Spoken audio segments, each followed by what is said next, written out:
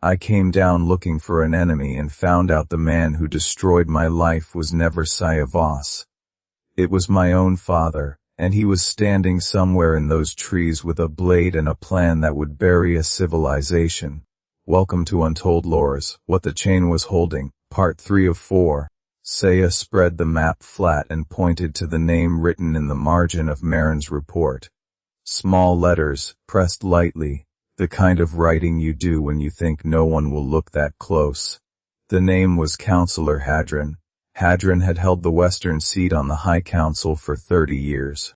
He was also, Saya said, the one who had signed off on my father's regiment orders in the Ash Corridor.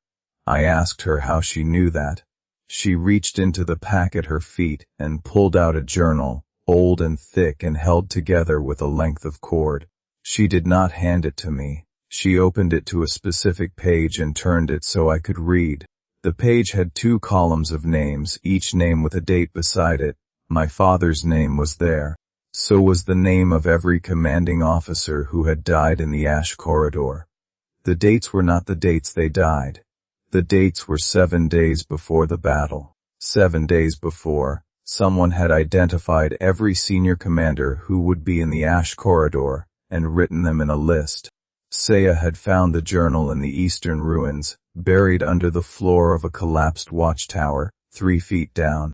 She said the journal belonged to Hadron's predecessor on the Western Council seat, a man named Torvek who had died 22 years ago in what was recorded as a fall from the island's edge.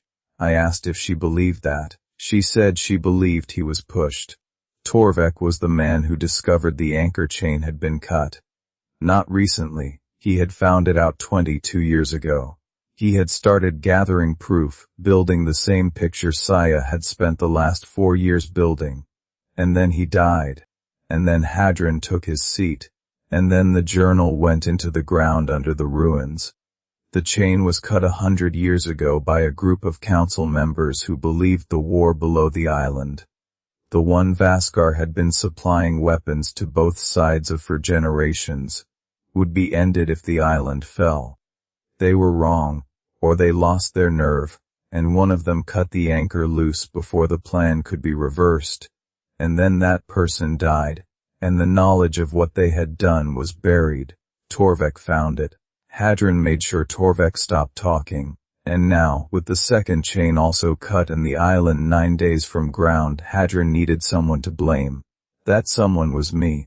But that was not the worst part.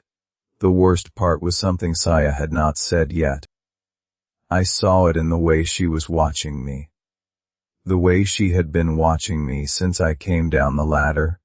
Waiting for the right moment, the way you wait to tell someone that the wound is worse than they thought. She said your father was not killed in the Ash Corridor. She said it flat and quiet. She said he made it out. I stood there in the camp and the ground seemed to tilt under my feet even though we were standing on solid earth. She said my father had written the note. Both halves of it. He had found out about the anchor chain during the battle.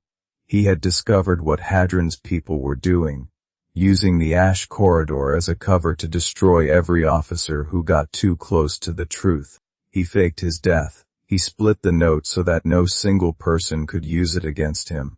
He gave one half to a courier who never arrived. He gave the other half to a Myrellan contact, the only person outside Vaskar he trusted. That contact was Saya. I looked at her. She did not look away. I asked her where my father was now. A long pause.